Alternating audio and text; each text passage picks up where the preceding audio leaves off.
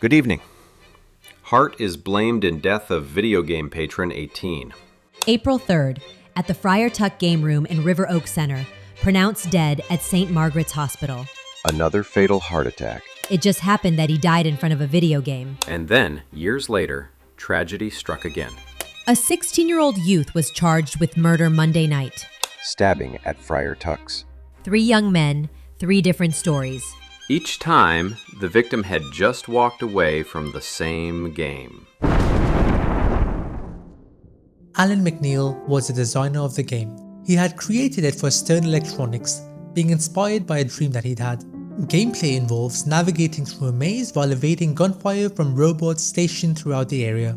You can fire back at them to earn some points, and clearing the entire maze rewards you with a bonus. Escape the maze to move on to the next level.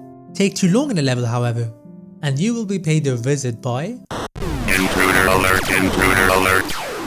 Evil Otto. Now this smiley face appears in the game to hurry the player along. It's invincible, able to pass through walls, and will relentlessly hunt you down until you either reach the next level, escaping its pursuit, or you come into contact, which will result in your character's death.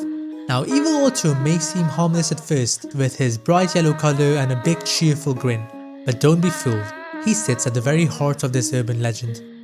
According to the stories, if a player were to die to Evil Otto after passing a certain score, this would put a curse on them, which would result in their death in real life shortly after. Now even though this sounds ludicrous at first, there are cases that are often submitted as evidence to back this theory.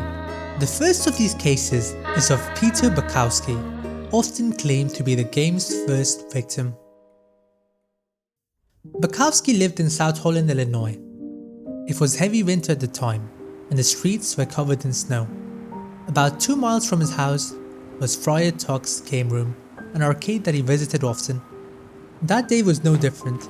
He called a friend and together they headed to the arcade, making only a quick stop for some soda to quench his thirst.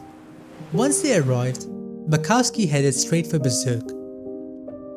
He played 2 games, setting high scores in both and entering his initials into the machine.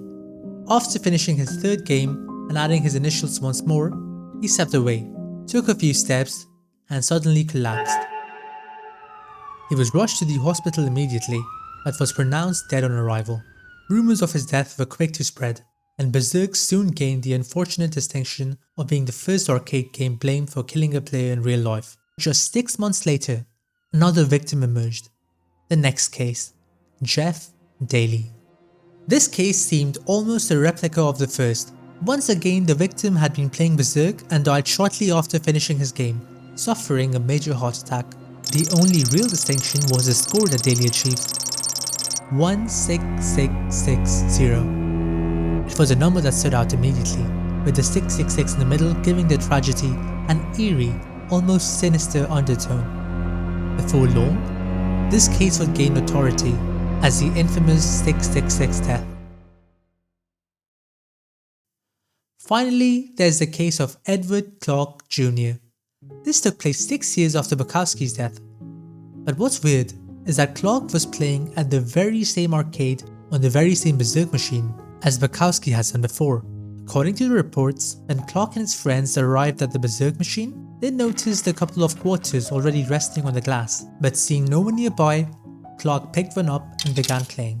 It wasn't long before a man approached him, claiming that the quarter was his. This was a local named Pedro Roberts. Clark refused to give up the game, ignoring Roberts' demand, and the argument quickly escalated into a physical fight.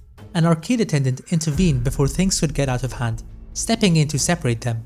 To prevent further trouble, he decided to remove both men from the premises. He kicked Roberts out first and then told Clark to leave around 10 minutes later, instructing him to head in the opposite direction.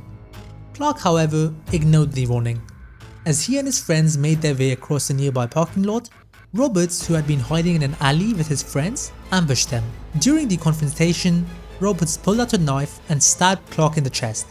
Not thinking he was seriously injured at first, Clark refused to let his friends rush him to a hospital. By the time they were finally able to convince him, Clark was pronounced dead shortly after arrival. So is that it then? Case closed? The urban legend is proven? Well, not quite. There are a few details that were initially left out by the media, which might give you a different perspective. But before I go over that, if you're enjoying the video so far, please subscribe. I'm trying to get to 100 subs, so you hitting the button will be a great help.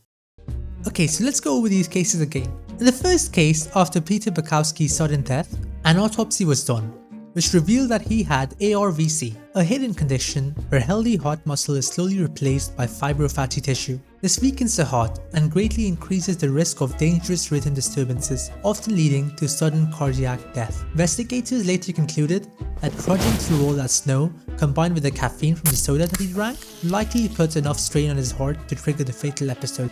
Then there's the infamous 666 death, the case of Jeff Daly.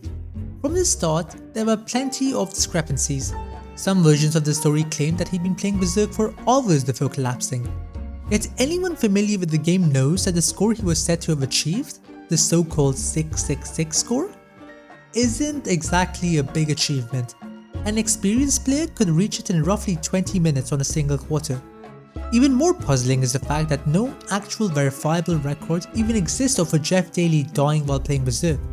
There is a Jeff Daly that can be found to have died around this time, but that was due to a car crash nowhere near the arcade. Finally, there's the case of Edward Clark Jr., an incident that, unlike the others, actually did happen exactly as reported. But whether this was just a coincidence or something more, I'll leave that for you to decide. Due to the owner's worsening health, Friar Tuck's game room closed in 2003, and with it, one of the strangest pieces of arcade lore began to fade into history. While the stories of Bukowski, Daly and Clark have been retold countless times, the evidence paints a different story. One death explained by a rare heart condition, another with no trace of ever happening, and a third the result of a tragic altercation that had nothing to do with the game itself.